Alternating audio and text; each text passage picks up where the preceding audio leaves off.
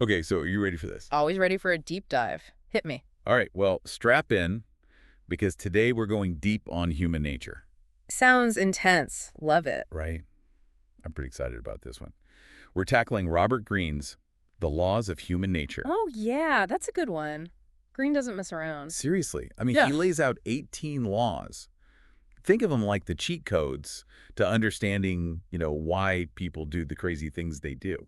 Okay, I'm intrigued. What kind of cheat codes are we talking about? Give me a sneak peek. Well, let me tell you, Yeah. if you want to level up your relationships, crush it at work, or even just figure out your own, weird little quirks, We all have them. this is where it's at. Yeah.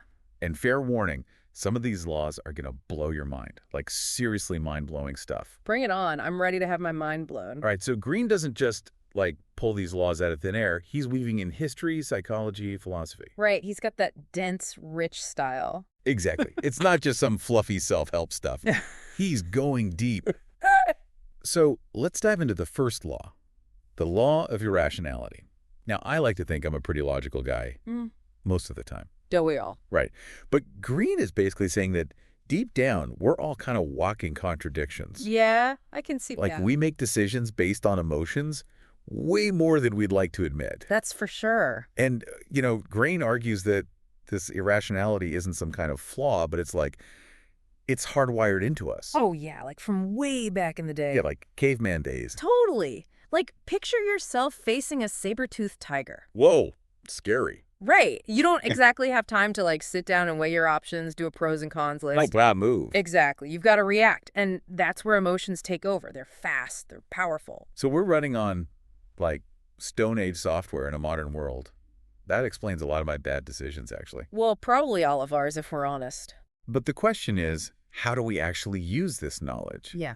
I mean, besides justifying those impulse purchases, obviously. Well, Green says it's about recognizing those emotional triggers. Okay, yeah, that makes sense. Like what sets you off, what pushes your buttons. He gives some really good examples in the book. But the key is, once you see those triggers, you can hit pause before you react. Create that space. Exactly. That space between feeling and doing can make all the difference. So it's not about, suppressing emotions. It's more about, Being aware of them. yeah, and choosing how you respond. Exactly. I could see how that would be so helpful, especially in those heated moments like an argument or a tough negotiation. For sure. Okay, so let's move on to the law of narcissism. Yeah. This one's fun.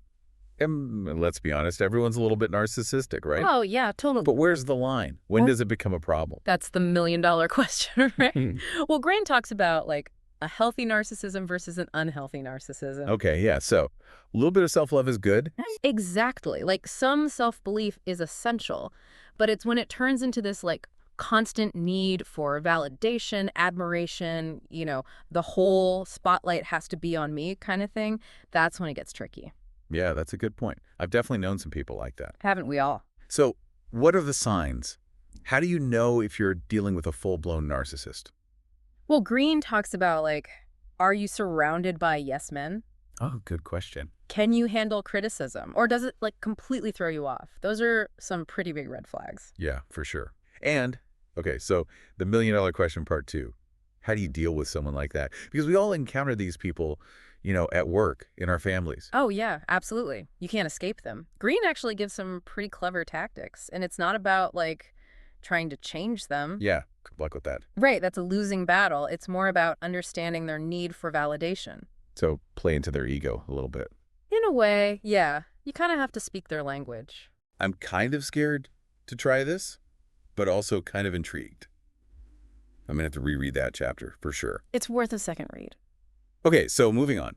Let's talk about the law of role-playing. This is another interesting one because we all wear masks, right? Right, totally. Different situations, different personas, but sometimes it feels kind of fake, Yeah. Am I being authentic? I get that. Yep. But Green's point is that role-playing is actually a crucial part of, social intelligence. Oh, okay. We adapt depending on who we're with, what we're trying to achieve.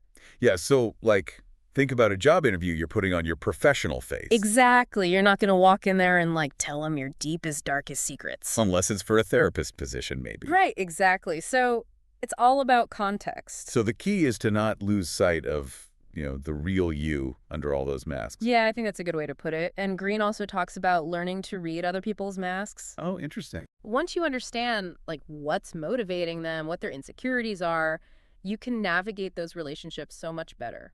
It's like you're seeing behind the curtain a little bit. Exactly. Okay, this next law really hit home for me, the law of compulsive behavior.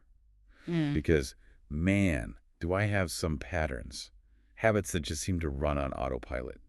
Oh, tell me about it. I'm the queen of procrastination. Right. And Green says these patterns often come from, like, unresolved stuff, deep-seated insecurities. He uses procrastination as an example. He says it's not just laziness. What is it then? Often it's a fear of failure, a way of avoiding that potential pain. Huh. That actually makes a lot of sense. Right. So how do we break free from these negative patterns? Does he have any, real-world examples in the book? Yeah, he does. He talks about this chronic gambler who just kept, losing money, ruining relationships, but he couldn't stop. And finally, he realizes that his gambling wasn't even about the money.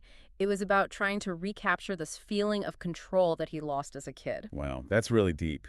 Right. So once he understood that root cause, that underlying issue, he was able to start to break the cycle. So it's not just about willpower. It's about, like you said, digging deeper. Exactly. Figure out what's driving that behavior. All right, let's talk desire. The law of covetousness. I love this one. Oh, this is a juicy one. It's that whole the grass is always greener thing. We always want what we can't have. It's so true. So Green gets into why that is. Why do we crave what's out of reach? Well, he says scarcity creates desire, right? Okay. Like if something's rare or hard to get, we automatically think it's more valuable. It's like that limited edition marketing tactic. Exactly. Works every time. And then there's the power of our own imaginations. We tend to romanticize things that are out of reach, build them up in our minds. It's so true. Yeah. So how can we use this to our advantage? I mean, without being manipulative, Well, it's about understanding the power of suggestion, creating a sense of scarcity, maybe a little bit of mystery. Oh, interesting. And that could be in your personal life, your career, anywhere, really. Okay, so a little bit of strategic mystery. I like it. Now, we're running a little short on time, but there are 3 more laws I really want to touch on. First up, the law of short-sightedness. Ooh, that's a big one. Right. It's that instant gratification versus long-term goal struggle.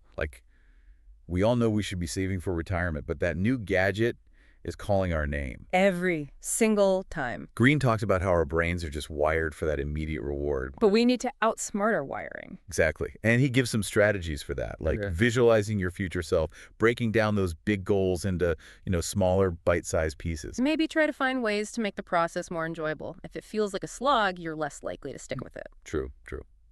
Okay, next up is the law of self-sabotage. This one's a little painful, but I think we can all relate. Yeah, self-sabotage is the worst. We get in our own way somehow.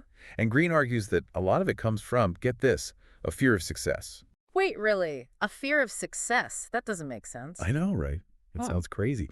But he says some people, deep down, they feel unworthy or they're afraid of the responsibility that comes with achieving their goals. So they subconsciously create these obstacles for themselves. Huh. I mean, I can definitely see that happening. You set yourself up to fail before you even start. Exactly. It's a defense mechanism. All right, last but not least, we've got the law of envy. Ooh, envy. That's a tough one. It's such a negative emotion, but Green actually has a pretty interesting take on this one. He says that, envy is natural, but we can use it to our advantage. Exactly. So instead of letting it turn into bitterness, we can channel that energy into something positive. I like that. You give some examples of people who used envy as fuel to achieve great things.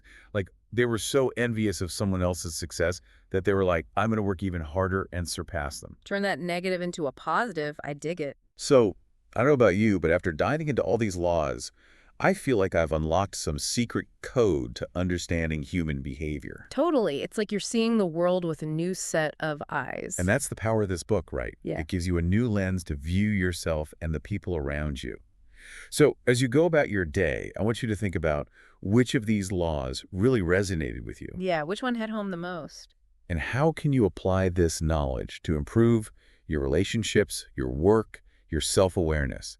Green's book is packed with even more insights, so I encourage you to check it out. Definitely worth a read. It's a journey, Understanding human nature. Oh yeah, that's a lifelong journey for sure. Absolutely.